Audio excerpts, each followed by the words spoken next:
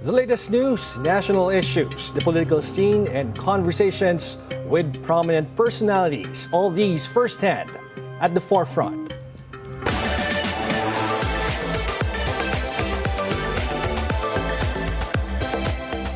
Good morning on behalf of Attorney Jimeno. I'm Gerg Cahiles. There's a funny guy taking social media by storm with his sharp-witted TikTok skits, hilariously capturing the nuances of Filipino-Chinese culture, everyday Pinoy quirks, and even political sarcasm. From his beloved Chinese Auntie persona to his Chinese eldest son, Ahiya portrayal, and even his youngest daughter, Shobe characterization. His content resonates with thousands, blending humor with cultural insight. But what does he think about the impact of his content and the responsibility that comes with making people laugh about serious issues? Let's dive into the world of stand-up comedian and improv performer, and I say rising social media star Ansis Sy.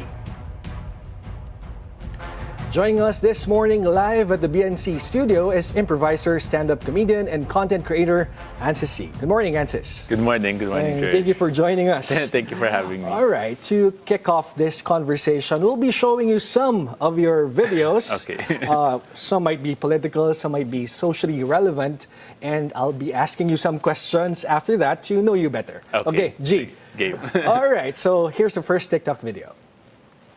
Lutang nasa langit, ngunit nalulunod sa iyong mga ngiti.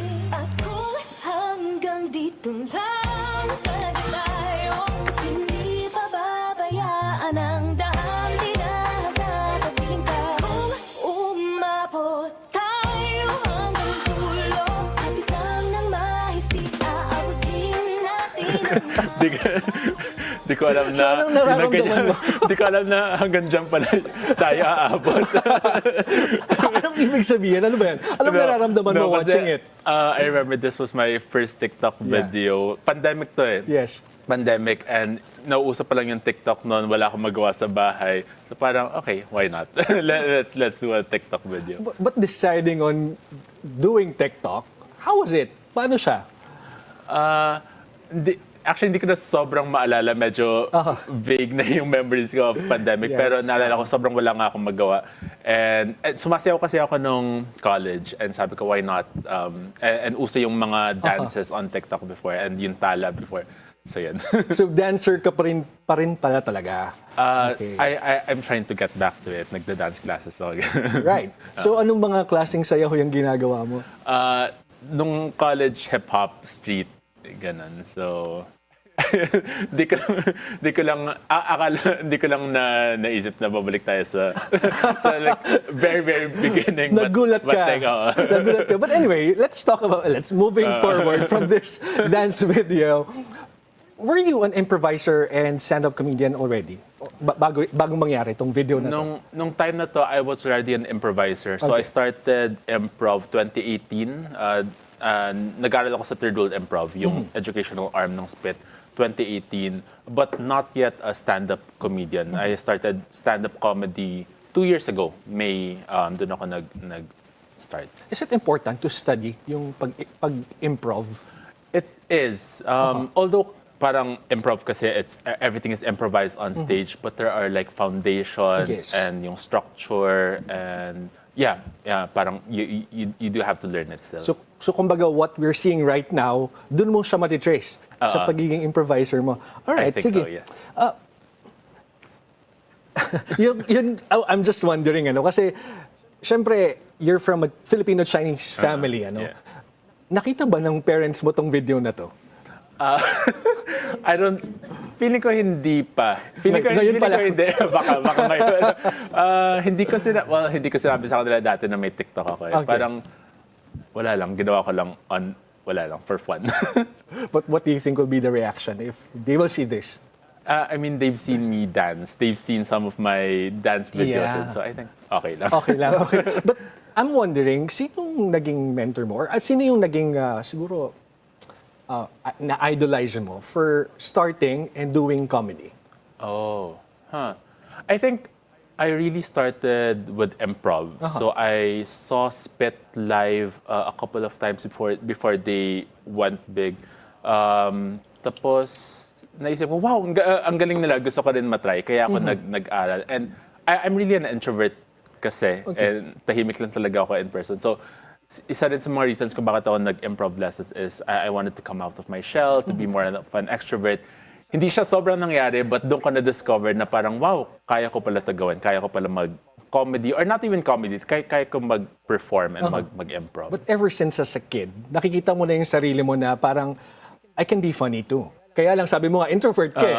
Oo. Yes. A couple of times. Parang may mga times nung elementary, high school na na-realize ko, I can crack jokes, napapatawa ko yung classmates ko. So, yes. Pero hindi ko siya naisip na I can do it professionally. Parang inisip ko lang baka hobby. Ganun. Oo, pero I'm wondering, no? Kasi kung introvert ka, paano mo naiisip ngayon sa sarili mo na, ay, mag-click to sa ibang tao if bibitawan ko tong joke na to? Or tinatry mo ba siya to your friends? Ganyan. Well, sa stand-up may mga open mic. So doon namin natetest yung mga new jokes namin. And yung material ko, they mostly come from real life. Well, isa rin sa mga natutunan ko from improv is yung nakakatawa is what's true and what's real. So kung nakaka-relate yung mga tao, because it's coming from my own personal life, mas nakakatawa yan. Sabi mo kanina, hindi mo masyadong na-fully achieve yung pagiging extrovert. Pero at this time, you're performing on stage or doing TikTok videos. Saan mo hinuhugot ngayon yung lakas ng loob para gawin tong mga bagay na kagaya nito? Parang may nagklik lang na, parang may persona lang na nagsiswitch pagdating ko online. And kahit yung auntie character, parang persona lang sila lahat. And when I come off stage, parang bumabalik ka pa sa dati. real Ansis sa tahimik. Pero mahirap ba yun? Yung pag-switch ng character from one character to another to the real Ansis? Hindi naman sobrang hirap. Well, I see real Ansis, pero feeling ko lahat naman sila real Ansis. Different like parts of my personality lang. So hindi naman sobrang hirap. Okay, sige. Puntahan natin yung second video. Surprise. Don't got it. Don't got it. Don't got it. Don't got it. I actually have that one. And that one. To celebrate our 1-year anniversary of being in lockdown, I composed a song. Hope you like it. Kasalanan to ni Duterte. It's so bye. Alright. So anyway, that's a bit politically charged, no? But let's talk about first your experience during the lockdown, no? Kasi sabi mo you started during the lockdown doing TikTok videos. How was it like? Nung lockdown, I remember, so I was, sa bahay lang, walang magawa, habang anong buko dito. I was just doing it for fun. Doon ko nalalabas, well, nag-improv na kasi ako neto, so wala akong creative outlet during pandemic, wala kaming shows, walang classes. So sabi ko, okay, I'm just it's gonna be my creative outlet. How did that help you? It helped me, parang at least may magawa sa bahay. I'm getting, well, first time ko rin magkaroon ng parang more engagement on social media at this time. So parang, at least nakakilala ko kahit I'm locked inside my house. Apologies for asking, and you may not answer if you don't want to. Pero did you undergo some mental health issues during pandemic, same as most of us? Well, hindi naman sobra. Hindi naman sobra. I mean, there's of course yung anxiousness of what's happening. Siguro konti. May konti. Before the pandemic kasi I've been working from home for a long time. So medyo sanay na rin ako na being in the house, stuck in the house for a very long time. So hindi masyado, I think, na naka-adjust ako kahit paano. But yes, I use my comedy medyo for therapy na rin. You said work from home. Ano yung ginagawa mong work from home job? Virtual assistant. Kahit ngayon may konting clients pa rin ako as a virtual assistant. But yes, I've been a virtual assistant for a long time now. For a long time. So, yun lang talaga ginagawa sa bahay. Okay, so now let's look at the next video. Dora, Dora the Explorer. Hola, yo soy Dora and today we're going on another DDS adventure. Oh no, Tatay said something problematic again. Maybe our map can help us. I'm the map, I'm the map, I'm the map. Okay, let's talk about your political stance. Paano ba describe yung political views mo ngayon? I think I'm progressive. Parang, obviously, sa mga TikTok videos ko, I didn't really like what happened back then. And that's why after, so dyan ako nag-start. And then after a while, I stopped doing TikTok for... Parang nag-stop ako after pandemic. Just because it became really toxic and I wanted to... parang, ayun, ang daming trolls online. So I really stopped. Tapos nag-return na ako sa TikTok last year with doing different Is it content. because of the contents? Sabi mo na-troll ka. So it's because of the political nature of your contents? Yes, Back then kasi doon ako nag-focus, well, kasi yun yung immediate yun yung nangyayari in the world So parang yun yung nakukunan ko ng inspiration for my content. And so yes, although I did have supporters, parang ang dami ring trolls and it got really toxic. So nag-stop talaga ako sa TikTok for after pandemic. Actually even before mag-end yung pandemic, nag-stop ako and nag-return lang ako last year. Siguro magapahinga muna. Oo, but anyway, here's the next video. Actually, Ma'am Karen, anak po ako ng isang katulong. At kanina, hindi ko lang po talaga kaya sabihin on camera ang aking privacy. At dahil po dito, nabully po ako ng high school. Opo, mga 4 po yata sila, mga miyembro ng boy band po. Pero yung pala, in love lang sa akin yung isa. Kaya nagpapasalamat din ako, Ma'am Karen, na parang blessing in disguise ba? Na-meet ko noon ang boyfriend ko. Ang hirap din po ng pinagdaanan ko noon. Hindi po kasi ako tanggap na mama niya po. Hindi nga po ako mayaman po. Anak po ako ng isang katulong. Na-aksidente pa po, Ma'am Karen. Now, talk about this video. Ano ba tong nakikita natin na ito? Bakit mo siya ginawa? Naalala ko to last year because naging big nga yung Alice Go issue. And then, wala lang, I like doing parodies. Isa yun sa mga, parang fun lang siya gawin. And naisip ko, why not? May nakita ko online na kino-compare yung story niya sa Meet Your Garden, kay Sunshine. And so, pinarody ko lang siya as her. How did the people respond to this video? Nag-hit siya, I think. If I remember correctly, people thought it was funny. I think collectively as a nation, parang alam naman natin na parang almost everyone was against Alice Go and that issue. And so people were supportive. They found it funny. But of course, you're from the Filipino-Chinese community and there's a thin line sometimes between representation at saka yung siguro pagpapatawa. Yeah. How do you deal with that? Paano mo siya binabalanse? I think as long as it's, sabi ko nga kanina, as long as it's coming from the truth, hindi ko minamock yung culture. Parang mas nanggagaling sa katotohanan. Talaga nangyayari. And then I just exaggerate it a little bit. Kaya siya funny. Kaya hopefully hindi siya nakaka-offend. Making it more relatable. Ano? So here's the next video. Ang laban na to para sa'yo. Pero hindi libre wala nang libre ngayon. Hirap na buhay. Mami Janisha, dasal ka, rosary Tsaka alay ka na rin prutas kay Kwanima, tsaka paypayamhon para dagdag swerte. Mas masahol pa siya sa baboy. Year of the Rat kasi siya na mas malas feng shui niya ngayong taon, no? Coach Freddy Roach, ayaw mo palit pangalan? Parang ipis malas yan. Turo kita saan pwede bili pangalan muna lang.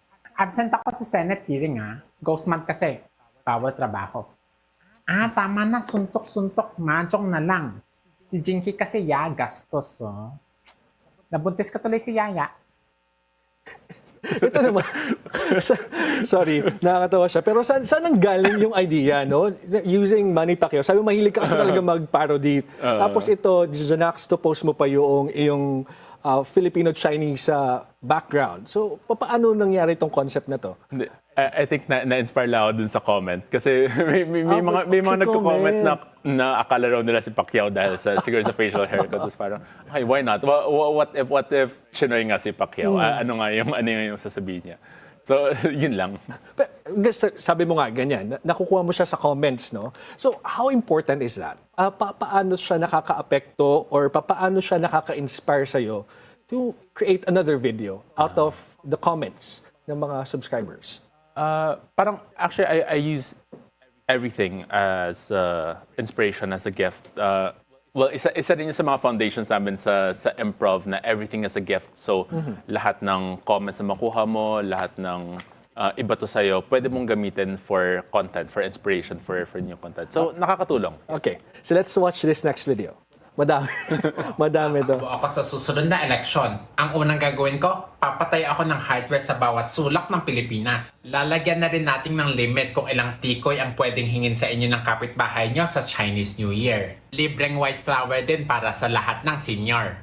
Opo, meron po akong birth certificate, hindi po ako homeschooled, hindi po ako pinalaki sa farm. Isusulong din natin as national sport ang mahjong para mas marami tayong makitang auntie sa SEA Games. I-encourage ko rin yung bagong teknolohiya tulad ng aircon na namamatay mag-isa ng 4 AM para mas tipid sa kuryente. Sisiguraduhin kong ituturo na sa school kung paano magtawad para marunong na ang susunod na henerasyon. Gagawa din ako ng batas para lahat ng mga Ahiya, Atty, Shobe, Shoti tatawag sa mama nila araw-araw. Pero pinapangako ko hindi ko ipapasa kay Ahiya yung posisyon kasi kailangan pa niya magbantay ng tindahan. Oo, tatak. Bihira ko kasi panoorin yung mga past videos kasi minsan nakakalimutan ko. Sinabi ko, ginawa ko nga pala yun. Realizing that or seeing that, anong tumatakbo sa isip mo ngayon? I mean, ang galing ko pala. pero etong time kasi na to, yung nagpo-file ng candidacy. So yun, so again, ginagamit ko yung real life current events as inspiration. May auntie ba talaga sa family mo or someone you know na pinanggagalingan ng character ni auntie? I think halo-halo sila. Well, of course, marami akong real life aunties, but and actually lumaki ako sa auntie ko, sa lola ko, auntie ko, aside from my parents. Pero halo-halo sila, my mom, my grandma, my real-life aunties. Yan, halo-halo sila sa character na yan. There's another video, pwede nating ipakita. Libreng white, may reklamo na naman si Auntie. Ano itong nabasa ko na i-reject daw yung anti-teen pregnancy bill kasi ayaw ng ibang lawmakers magkaroon ng sex education sa school. Lawag daw sa morality nila. Morality, I am sure karamihan sa mga pangat na yun may kabit. Parents na lang daw magturo ng sex education sa anak nila. Tingin niyo ba kaya ko gawin yon? Di ko nga mapakwento yung anak ko sa kahit na ano. Kung di sila tuturuan sa school, di rin sila tuturuan sa bahay. Yung mga curious na bata sa internet maghanap ng impormasyon. Diyos ko kung ano-anong kabastusan yung mahanap nila doon. Yung mga magulang ng mga lawmakers na to dapat nag-sex education and family planning di sana hindi na pinanganak yung mga karakot na to. Hay, iniinit yun na naman yung ulo ni Auntie. Sabi ko sa inyo yung magandang family business, hardware, construction, pati yung pagbabenta mo ng cookies sa Instagram, yung hindi maganda, politika. Ang susugapa din ng mga political dynasties. No? Sila na lang lahat, sunod-sunod, minsan sabay-sabay pa. Wala bang cool sa pamilya nyo? Wala magrebelde? Puro kayo, I'm a mommy's boy, I'm a daddy's girl, I will follow in their footsteps. Sampulin ko kayo. Gusto niya negosyo? Focus na lang kayo sa pagbebenta ng coffee. Project niya yan para di nalasang tubig yung kape nyo. O tayo kayo call center agent since mahilig naman kayo may nagsusumbong sa inyo. Parang okay na business din yung pagpapanday. Or balik tayo sa construction business. Patayo kayo ng building, pasok nyo yung buong pamilya nyo, lagyan nyo ng rehas at wag na kayo lalabas. Feb 25 ngayon pero may pasok? Wako nga. Kilala niya si Auntie na lagi gusto trabaho, ayaw magbakasyon. Pero ako una magrereklamo na hindi holiday ngayon. Dahil ba gusto natin burahin at kalimutan yung history? Ang kinakalimutan, yung ex yung pangit. Yung hindi dapat forget, ang EDSA people power. Auntie, bakit kailangan pa yan i-commemorate? Gusto mo sabunutan kita? Kayo nga, ang dami niyong walang kwentang sineselebrate. Birthday ng pusa nyo. Nag-resign kayo. Pinansin ka ng crush mo sa story. Wow, edi magpa-party tayo. Di ba mas maganda tandaan na at one point nagsama-sama tayo lahat peacefully for democracy? Auntie, move on na, sasabunutan talaga kita. Ang pag-move on para sa ex yung pangit. Pero this part of our history, we should never forget.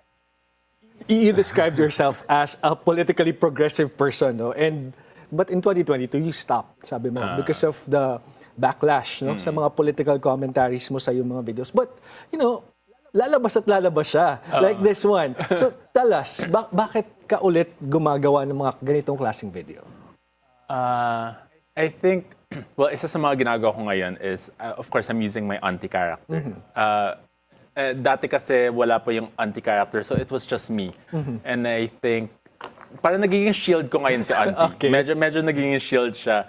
And mas comedy, forward yung content ko ngayon. And hindi lang siya parang patama for patama sake. So parang dapat nakakatawa muna siya before it's a commentary, before it's political. Para yun yung shield ko, I think. I'm using it as a shield. May mga questions, saan mo daw kinukuha yung costume ni auntie? At nilalabhan mo daw ba yan? Kasi paulit-ulit. Actually, hindi ko pa ito nalalaban. Pero nakuha ko lang to sa ukay, I think. Tapos, actually, dalawa lang nga yung costume niya ngayon na I think kailangan kong dagdagan. Kailangan ko ng bagong duster. So, kailangan na mag-level up ni auntie. Anyway, here's the next video. May nilabas na survey results sa upcoming Senate elections and masasabi ko lang, wako nga, bakit? Bakit yan? Bakit sila? Yung iba dyan, sila dapat yung sinusumbong dahil wala namang kwenta. Isumbong ba sila kay auntie? Ako bahala sa kanila. Yung isa dyan, ako na magbigay sa inyo ng jacket, huwag nyo lang siya ipasok. Lahat ng pwersa ng kasamaan at kadiliman nandyan. Nagmamakaawa ako sa iba dyan, bumalik na kayo sa pagka-artista o sa pagboboxing. Alam ko na mumulitika kayo dahil nalaos kayo, pero Diyos ko, huwag nyo naman kami idamay. Sabi ko sa inyo, yung magandang negosyo, hardware, hindi politika. Tsaka huwag din yung isa pakagawin tayong subdivision, lokohin lang tayo all day. Umiinit na naman yung ulo ni auntie dahil sa ilang tumatakbong senador. Yung isa, tinanong ko anong batas daw yung gagawin niya. Aba, walang masagot, binalik pa yung tanong sa reporter. Yung isa, tinanong ng simple yes or no question tungkol sa issues sa China. Hindi rin makasagot. Thank you lang yung nasabi. Ano yun? Tatakbo kayong senador, wala kayong sariling opinion? O si auntie magbigay sa inyo ng good example. Kunyari, may nagtanong sa akin, pwede ka ba gawing subdivision yung lupa nyo? Sasabihin ko, hindi. May paninindigan. O kaya kung may nagtanong, masarap ba yung kape namin? Sasabihin ko, lasang tubig. May sariling opinion. Or pag tinanong ako, anong batas yung papatupad mo? Sasabihin ko yung bawal na magpamigay ng jacket sa variety show init-init sa Pilipinas. Pangat pa ng palabas, i-cancel nyo na nga yan. May sariling ideas. Huwag nyo silang iboto, parang awa nyo na kundi lagot kayo kay auntie. Ang kapal ng mukha. May mga tatakbo talaga sa election na may mga pending na kaso. Wala ba kayong kahit nakatiting na kahihiyan? Yung asawa ko nga, pag may kasalanan sa akin, isang tingin ko nung na ganyan, guilty na lahat gagawin na para sa akin. Gayahin niya siya. Yung isa pa dyan, sabi, mission daw ni God para sa kanya yung pagiging senador. Calling daw niya. Oh, eto, may call din ako from God. Ano yun? Sabihin ko, lumayo siya sa mga bata at sa mga babae. Sige, sabihin ko. Anong mission, gawin nating Mission Impossible, yung pagkapanalo nila. Ano ulit yung theme song ng Mission Impossible? Ikulong, ikulong, ikulong ang mga abusado. Tawang-tawa yung mga tao sa studio, no? But anyway, sabi mo kanina kasi, ginagamit mo si auntie as parang shield siya ngayon, no? Pero si Ansis ba, hindi ba natatakot na, balikan siya ng mga politiko na, while hindi mo naman directly pinapangalanan, but, baka slightly makaramdam na sila yun. Siyempre may konti, pero tama ka, hindi ko sila pinapangalanan. Parang more on jokes lang and comedy lang. Ganun. So kung masaktan ka, edi kayo. Bahala. Oo, kasi di ba normally kapag ganitong mga sitwasyon, medyo talagang lalo na mainit politika, election. So how important is this kind of video? Hindi lang para sa sarili mo, but to your audience. Well, parang may pinuntahan kasi akong forum before. Tapos parang parang ano magagawa ng content creators to promote like how to create political content as content creators. And naalala ko, sinabi ko noon, parang takot na ako ngayon because na-experience ko na siya before. Yeah. And most probably hindi ko na siya gagawin at that time nung nag-share ako. Most probably hindi ko na siya gagawin kasi yun nga, na-troll ako before. But yun nga, parang may nahanap akong loophole na, okay, pwede ko pala gamitin si Auntie as a character. And wala namang pinapangalanan, and it's really just comedy and all jokes. Alright. So I think, and na-appreciate siya ng audience ko. So I think nakakatulong. Sige, may isa pa tayong video.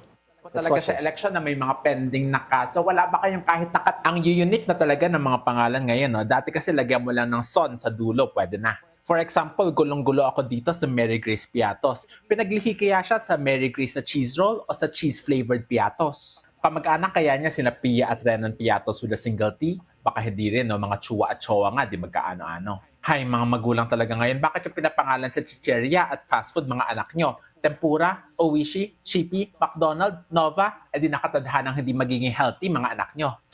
Ito yung magandang pangalan, May Pamana. May Pamana, siguradong yayaman yung anak nyo. Maganda rin tong Xiaomi 8, Danric 8, Alan Rick 8, kasi yung 8, swerte sa Chinese. Siguro si Xiaomi pinaglihi sa air fryer. Glyza Ranger, dahil fans kayo ng Power Ranger, nanonood rin naman ako ng cartoons dati, di ko pinangalan yung anak ko as Mickey Mouse. Bakit Jay Kamote? Dahil ba kamote driver siya o mahilig siya umutot? Ano kaya yung story ng mga dodong na to? Magkakapatid kaya sila? Pero iba-iba yung tatay? Siguro yung mga parents na Roman, Rome, Romeo, Felicidad, tinamad na mag-evento, magpangalan ng anak. Yung tanong ko sa ganitong klaseng posts, no? Before posting, pinag-iisipan mo ba mabuti kung malalagay ba ako sa alanganin if I post this? What's the thought process siguro?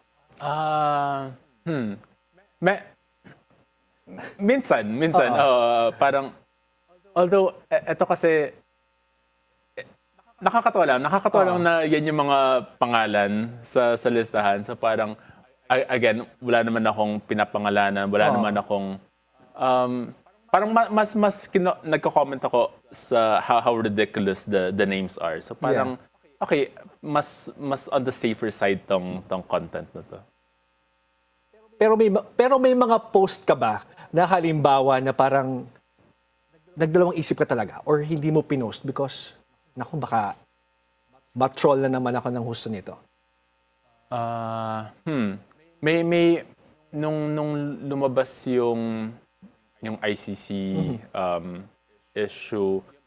Actually may pinost ako pero parang after a few hours, okay, i-private ko muna ulit kasi parang medyo patama siya directly and may nakita akong mga comments na parang okay, parang nakakatakot. Huwag muna to. Oo, so parang nag-alangan ka talaga that time. But anyway, I'm wondering, ano yung nararamdaman mo ngayon na nagkakaroon ng falling apart? Yung ating mga leader sa bansa, especially na very vocal ka on this. So ano rin ang naramdaman mo during the arrest of the former president by the ICC? So babalikan natin yung questions niyan pagbabalik nitong At the Forefront.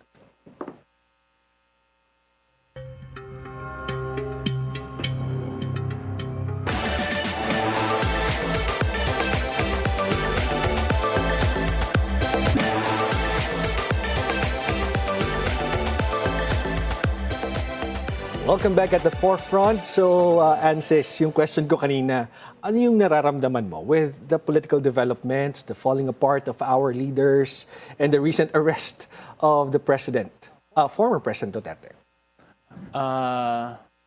Well, parang may, I mean, I'm okay with what's happening. But I mean, it's not all perfect. So, I don't know.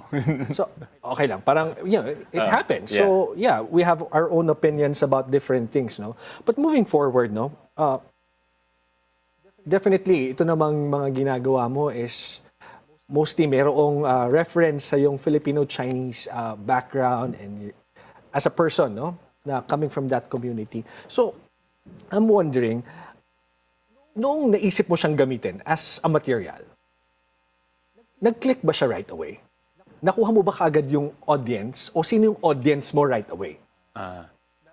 Well, nung nag-start ako mag-TikTok ulit and mag-reels last year, nag-try ako iba-ibang content.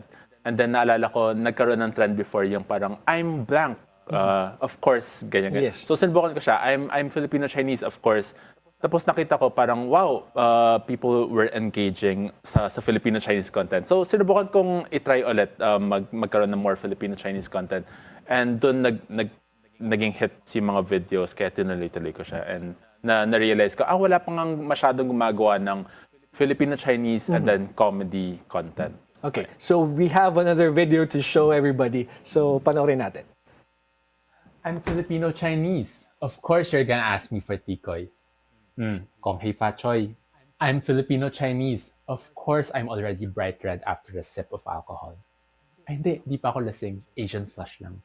I'm Filipino-Chinese. Of course, my parents are Marcos apologists. I'm Filipino-Chinese. Of course, I'm not fluent in Hokkien nor Mandarin. I'm Filipino-Chinese. Of course, we have a hardware store. Duh. I'm Filipino-Chinese. Of course, I had a secret Pinoy boyfriend. I'm Filipino-Chinese. Of course, I can tour you around Binondo and Banawe. I'm Filipino-Chinese. Of course, you would assume I studied in Xavier. Taga-ika kaya ako. Talk about your Filipino-Chinese heritage, no? Saan ka ba lumaki? How it's like, no? Growing up in a Filipino-Chinese community. Yeah. Lumaki ako actually sa lola ko for a long time. So sa Santa Mesa kami nakatira. I was studying in St. Jude. And medyo, because I grew up with my lola, medyo traditional, strict sa studies. They encouraged me to speak in Hokkien and Chinese. Ano pa ba? Strict sa extracurricular, wag masyadong extracurriculars, ganun. So yeah, very kind of traditional. When you said earlier na taga-ika ka at hindi ka taga-Xavier, what does that mean? Para sa inyong mga taga-Filipino-Chinese community. Well, I'm gay. So wala lang. I just found it funny na baka kasi pag nalalaman ng mga tao na Chinese ako, parang ang unang tanong nila, taga-Xavier ka, ganun. Tas lalaki. Kasi all-boys school ang correct. Xavier, diba? Tapos yung Ika, yung all-girls school. So. Okay, there's another video that here. Okay, let's watch it. May mga akong childhood memories. Like, favorite ko, yung every summer, ginagawa akong cashier sa hardware store ng tatay namin. Yes, ganun po kami ka-Chinese na may tatay pa po ako. But na-enjoy ko ang experience na yun dahil ang dami kong natutunan sa tindahan. No? I learned mental math. I learned about business and sales. And I also learned kung gaano ako kabakla. Kasi dito ko natutunan na ang saya pa na mag-boy watching. And by boy, I mean yung mga boy namin sa tindahan.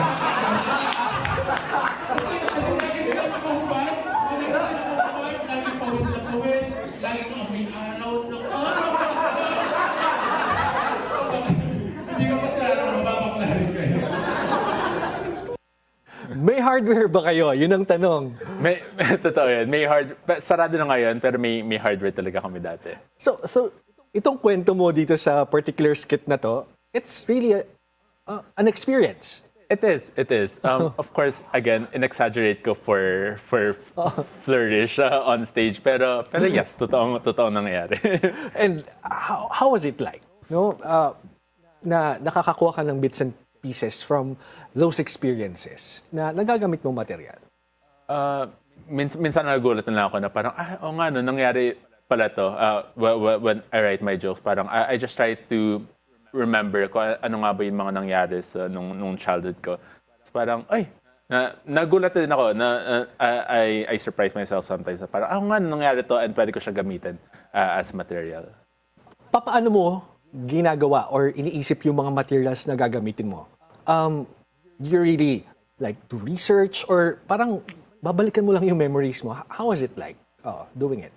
Ganon kasi yung type of stand-up comedy material ko, more on kwento lang about my life, ganun. So mas nagja-jot down muna ako ng observations or memories kung anong mga nangyari, and then after ko mag-jot down ng ideas, then dun ko hahanapan ng punchline kung kaya ko gawa ng punchline. We have another video, so let's watch this. Wala akong anak na bakla. Magbabago ka pa, maniwala ka sa akin, sabi ko sa'yo. O wag na natin pag-usapan kahit kailan. May pagkukulang ba ako bilang isang magulang para magkaganyan ka? Sabi ko kasi sa'yo, dapat kuha ka mabuti kaibigan, no? Pangat kasi mga kaibigan mo, wag mo gaya kalokohan nila. Ano na lang ang sasabihin ng mga kamag-anak natin? Basta wag mo sabi sa auntie-uncle mo. Atin-atin lang to, ha? Paano na ang kinabukasan mo, ha? Sumagot ka! Isipin mo sino alaga sa'yo pagtanda mo. Kaya mas mabuti pa rin asawa ka babae tsaka anak kayo. Kasalanan yan sa Diyos. Pero subok mo pa rin magbago ka para pamilya natin di dagdag malas. Lumayas ka. Layas! Layas sa pamamahay ko! Hindi yan pwede sabi sa Bible. Hindi yan pwede, sabi Feng Shui. Ahiya, tanggap at mahal ka namin kahit ano pa man. Pakilala mo, boyfriend mo sa buong pamilya, dala mo siya sa Chinese New Year. Ano negosyo ng pamilya niya? Talk about this video. Real life situation din ba ito? Yes. Parang yung expectation ko kasi, alam mo yun, pag nanonood ka ng like coming out stories on TV or in Yes. movies, parang yung mga pinapalayas, ganun, may drama, iyakan. Pero nung nag-out kasi ako sa family ko, parang very anticlimactic. Ganun. So parang yun yung inspiration ko sa content na to. Parang very anticlimactic. Tapos, I mean, Filipino-Chinese kasi hindi masyadong pinag-uusapan yung mga ganitong topics. Okay. So after ko mag-come out, for the longest time, hindi namin ulit siya pinag-usapan. So yun. How did that happen? Ano yan? Parang family dinner na lahat nandun? Actually, hindi ko maalala kung ano yung nag-trigger sa akin to come out to them. But basta naalala ko, parents ko lang yung kasama ko noon sa house, and then parang nag-come out lang ako sa kanila. Was it easy coming from, a Filipino-Chinese community to come out? And It's not. I remember actually hindi ko nga masabi yung word na bakla or gay. Parang sinabi ko lang, okay, may sasabihin ako, tapos bigla na lang ako umiyak. And then it was my mom who parang brought up the topic. So I mean, so obviously alam na nila na bakla ako, pero hindi ko lang siguro baka in denial din sila ganun. But it was not easy kasi panganay din ako, so parang there's added pressure there. anong sinagot sa'yo? Parang hi. Hi lang din. Naalala ko yung baka magbago ka pa, alam mo yun, baka face lang yan. So yun, medyo in denial pa sila at that time. Pero ngayon they're accepting and okay. And that's the important thing, Yeah, no? yeah. Na masaya ka at tanggap ng pamilya mo. Yes. And you're happy, Yes. personally. Yes. And how about, are you in a relationship, if you don't mind me asking? Yeah. I am. All right, and it's important that you guys are happy together. Thank you. All right, so we have this next video. Niya? Ang ganda ng mga damit dito, ah. Doon tayo sa mga bagong items. Saan yung may sale dito? Wala sale? Ay, ayoko dito, pangit. Kulang ng 5 piso yung sukli. Okay lang, keep the change. Kulang benching ko, sukli ah. Kulang. Excuse me, sinong manager nyo? May itatanong lang sana. Kilala ko manager nyo. Sabihin mo pangalan ko, bigay daw ako big discount. Bagay sa yan, nak. Bilhin mo na. Huwag mo muna bilhin, no? Hintayin natin pag naka-sale na next year. Tsaka meron yan, Divisoria, mas mura. Ang mura, 150 lang. Mura lang, hula mo magkano? Mas mura pa. Baba pa. Baba. Mas mura pa. Yun yung binigay sa akin ng office mate ko, ah. Dito pala galing yun. Ay, yun yung bigay sa akin. Tingnan mo kung magkano para alam natin kung galante ba siya o kuripot. Ate, made in China to? Lahat naman kasi made in China na, no? Made in China? Wala na ba iba? Anak, happy birthday. Ito, regalo ko na sa'yo sa birthday, tsaka Pasko, tsaka graduation, ha? Ate, wala na pong tawad. Doon kabila, mas mura lang. Doon na lang kami bili. O siya, balik ka na. Huwag mo kausapin. Huwag ka lilingon. Sa ganitong video, hindi lang yung Filipino-Chinese community, but us, pure Filipinos can relate dahil nakikita mo yung differences, no? But sa ganitong mga material, do you consult someone na para, totoo, ganito nga ba rin kayo? Or it's just me observing? purely based on my observations lang. So, observations plus exaggeration.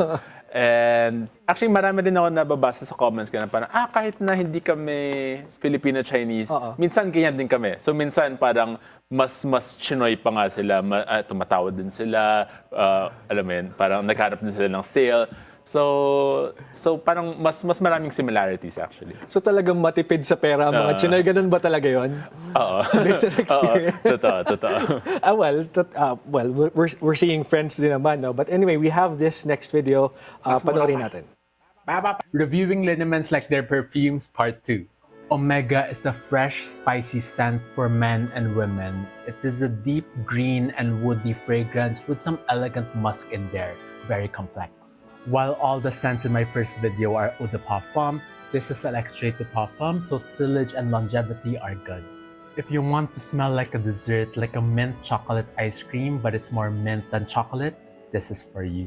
This is actually my boyfriend's favorite scent on me. He says I smell edible and he just wants to eat me up. Tiger Balm has notes of clove, mint, and Ninang Elsie. Imagine you're playing mahjong on a hot, humid, late afternoon, but this time you're in Singapore. This is how it smells like. I imagine this is how Michelle Yeoh would smell like, so if you want to smell like her. The dry down also has some animalistic notes, hence the name. Now this scent will always have a special place in my heart because I used to wear it a lot when I was younger. Vicks. Bango. It has notes of eucalyptus, fever dreams, and your childhood bedroom. Note that this is a skin scent, so it's really subtle and most of the time only you can smell it. And this is why, aside from the usual spots, I like to dab some under my nose to remind me that I was a child once. Which among these is your favorite? Reviewing liniments like their perfumes, part 3. Hi friends, for today's video, we are comparing these two scents. First up, we have the Aceite de Manzanilla, which obviously has Spanish origins, but for this video, I'm just gonna call it ADM because I don't want to butcher the name. It opens up with a gorgeous citronella, which can come across as green, herbal, and a bit medicinal. It usually would turn me off, but not for this. It also has notes of chamomile, and I actually imagine this is how Padre Damaso will smell like. I'm also getting notes of the tummy aches you pretended to have as a kid so you don't have to go to school, but now you're stuck with your mom watching her afternoon teleserye. So complex. And the dry down of this is Colombo. It's warm, it's homey, it's a rolling brown out, it's mosquito bites. There's really some familiarity here. Next up, we have the super scent oil.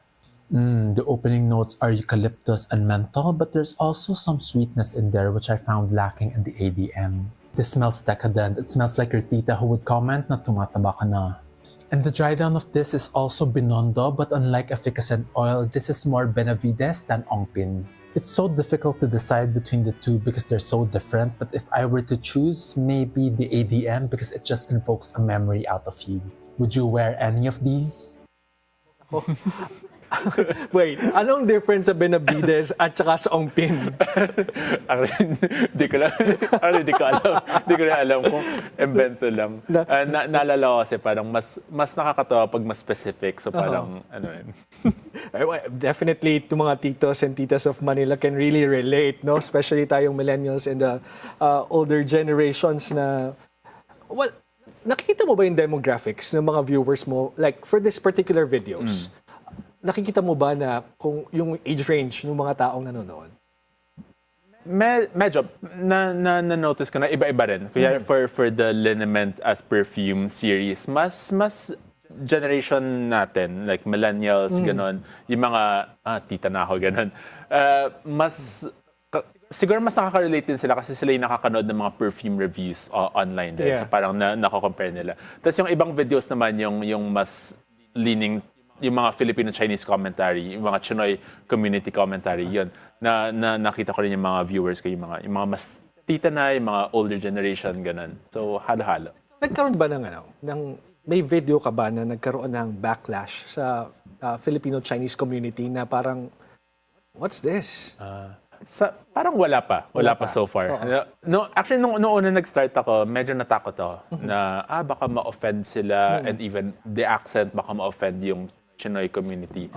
So natakot ako nung start pero nung nakita ko na very supportive naman sila. So So far, wala pa. Kasi di ba parang may difference when a person not from the community will do it. Yeah, Unlike yeah. when you are part of the community and you say something like that, parang mas accepting. Do you feel that?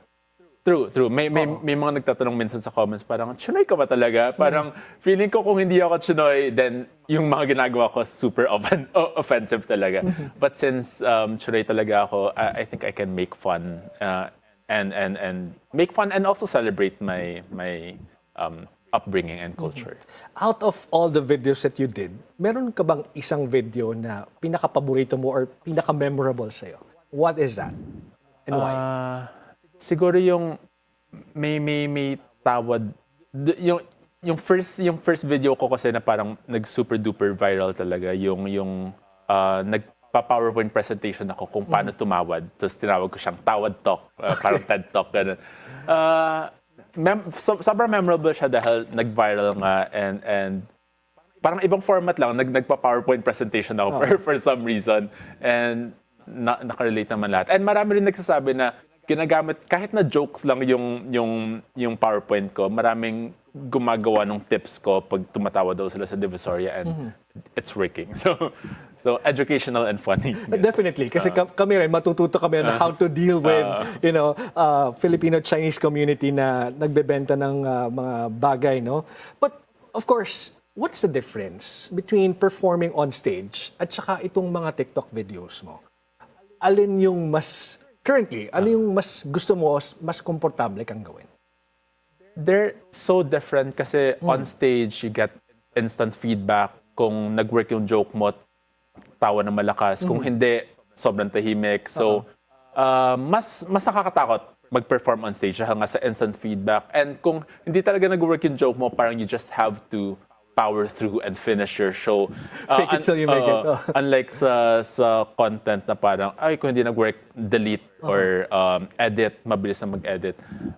Pero iba rin yung online dahil ang dami mong pwedeng gawin. May effects, ang dami mong transitions na pwedeng gawin. So, they're very different. Pag hindi naglaland yung joke, how do you take it? Wala. Sanayan lang. Parang I think as a comedian, kailangan mo talaga siyang ma-experience na minsan magbabomb ka talaga on stage. And you just have to power through. And minsan ina-acknowledge ka rin na parang, okay, hindi nag-work tong joke na to, so let's move on. Or make fun of myself too. Ganun. Do you remember the first time na hindi nagland yung joke mo? Hindi ba siya naging factor para ma-discourage ka to continue? Sabi mo pa naman, introvert ka. Hindi naman ako na-discourage. Hindi pa ako na-discourage so far. Pero may panic. Alam mo, yung on stage ako, tapos parang hindi nag-work tong joke na to, pero kailangan ko siyang i-continue. Parang na-feel ko na parang umiinit yung buong katawan ko, pinapawisan na ako, pero walang choice. Nandun na ako, hindi naman ako pwede mag-exit ka agad. So, ayun, I guess sanayan lang talaga. Sanayan lang talaga. Well, if you have a message to a 10-year-old boy na introvert, and ngayon na medyo mas lumalakas yung loob mo, mas na-feel mo yung extrovert energy, what will you tell that boy? Na, I think, una, okay lang mag-introvert. Okay lang talaga mag-introvert kung ay magsalita ba na. But I think stay true to yourself.